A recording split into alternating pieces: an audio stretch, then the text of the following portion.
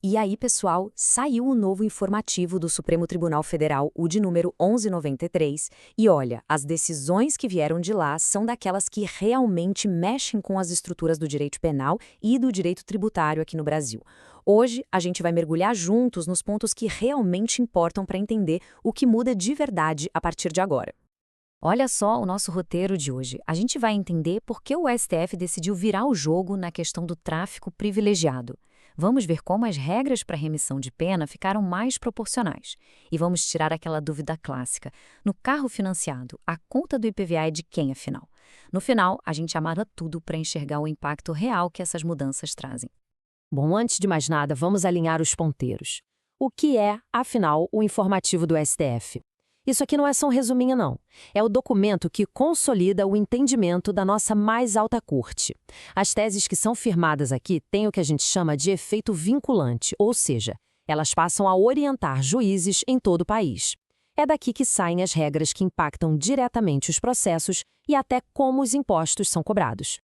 E vamos começar com o primeiro grande tema, que é uma verdadeira reviravolta na lei de drogas. O Supremo se debruçou sobre uma questão que afeta diretamente como se calcula a pena para o chamado tráfico privilegiado.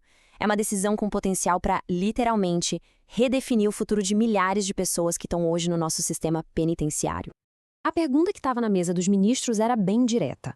O tráfico privilegiado deve ser tratado como um crime hediondo?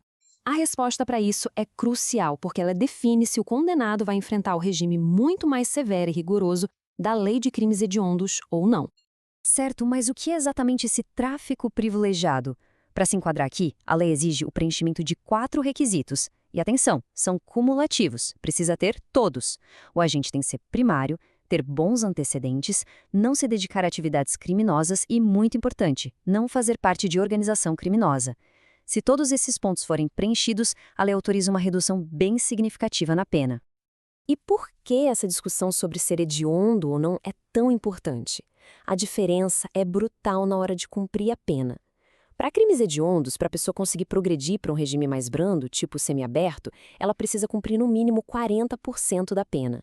Se o crime não é hediondo, esse percentual cai bastante. O impacto no tempo que a pessoa passa presa é simplesmente gigantesco. E a decisão do STF veio e foi unânime. Não, o tráfico privilegiado não é crime hediondo. A Corte firmou a tese de que a própria natureza do privilégio não bate com a gravidade extrema que se exige para um crime ser hediondo. O raciocínio é o seguinte: se a própria lei já prevê uma redução de pena, é porque o legislador reconheceu que a periculosidade desse agente é menor. Portanto, não faz sentido aplicar as regras mais duras da lei de crimes hediondos nesses casos.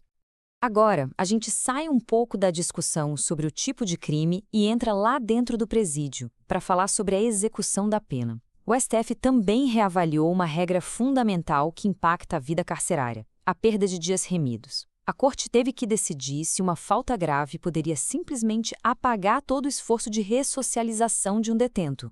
A ideia da remissão é um incentivo, né? O detento trabalha ou estuda e, em troca, diminui o tempo de pena a cumprir. A grande bomba que o STF tinha que desarmar era: e se esse mesmo detento pisa na bola e comete uma falta grave lá dentro? Todo aquele tempo que ele suou para conquistar poderia simplesmente ir para o ralo? Olha, até ontem a regra era de uma dureza impressionante. Existia a súmula vinculante número 9, que basicamente dizia que, em caso de falta grave, o juiz podia, com uma canetada só, decretar a perda de todos os dias que o preso já tinha conseguido remir. Era praticamente um game over, volte para o início do jogo. Pois é, mas essa regra caiu. O Supremo bateu o martelo e decidiu pelo cancelamento da súmula vinculante 9. O entendimento foi que ela se tornou incompatível com a redação mais recente da Lei de Execução Penal, que trouxe uma visão mais proporcional sobre o assunto. E como ficou agora? A nova regra, que já está na Lei de Execução Penal, é muito mais clara. Se o detento cometer uma falta grave, o juiz pode revogar no máximo 1/3 do tempo remido. Essa mudança traz o princípio da proporcionalidade para dentro da execução da pena, evitando que um único erro anule meses ou até anos de bom comportamento e esforço. Ok, vamos respirar fundo, sair do universo penal e mergulhar agora no direito tributário, com uma questão que interessa e muito a milhões de brasileiros. de quem é a responsabilidade de pagar o IPVA de um carro financiado. A briga que chegou lá no Supremo era muito comum no nosso dia a dia. Num contrato de financiamento com alienação fiduciária, quem tem que pagar o IPVA? É quem está com o carro na garagem usando todo dia ou é a instituição financeira que, no papel, é a proprietária do bem até a dívida ser quitada? Para a gente entender a decisão, é preciso separar os papéis aqui. De um lado temos o devedor fiduciante, que é a pessoa que tem a posse direta, que usa o carro. Do outro lado, o credor fiduciário, que é o banco, que tem a propriedade apenas como uma garantia do empréstimo. O STF olhou para isso e concluiu que o fato que gera a obrigação de pagar o IPVA é a propriedade real, manifestada pelo uso e posse do veículo. E quem tem isso é o devedor. A decisão da Corte veio com todas as letras. É inconstitucional uma lei estadual jogar a responsabilidade do pagamento do IPVA para o credor fiduciário, ou seja, para o banco. O contribuinte é quem de fato exerce os poderes sobre o bem. A propriedade do banco é só um direito de garantia. Não se confunde com a propriedade que gera a obrigação de pagar o imposto. Mas atenção, porque existe uma exceção importante a essa regra. A partir do momento em que o banco, por falta de pagamento, retoma o veículo e consolida a propriedade plena no nome dele, aí sim a responsabilidade pelo pagamento do IPVA passa a ser da instituição financeira. A obrigação tributária acompanha a propriedade efetiva do bem. Muito bem, passamos por 3 decisões de enorme peso. Mas, no fim do dia, o que tudo isso muda na prática, no nosso cotidiano e no funcionamento da máquina da justiça como um todo? Vamos amarrar as pontas, então, resumindo os pontos cruciais. Primeiro, tráfico privilegiado não é mais hediondo, o que busca individualizar mais a pena, adequando a real periculosidade do agente. Segundo, a punição por falta grave na prisão agora tem um teto, valorizando o esforço de ressocialização.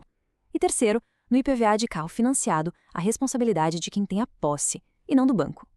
E essas decisões todas nos deixam com uma reflexão final, não é? Como o Supremo, ao fazer esses ajustes finos na interpretação da lei, seja na dureza de uma pena ou na definição de quem paga um imposto, cumpre o seu papel de harmonizar os princípios do direito com as complexas e pulsantes realidades da sociedade brasileira?